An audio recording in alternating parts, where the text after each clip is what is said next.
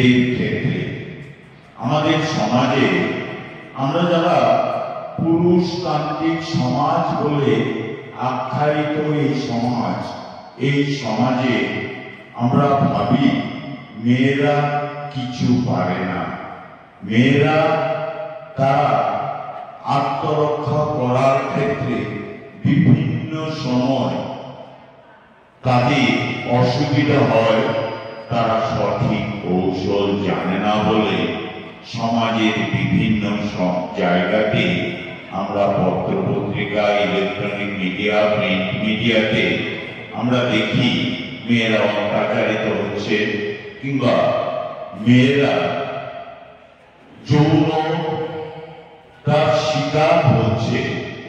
এরকম বিভিন্ন জিনিস আমরা দেখি।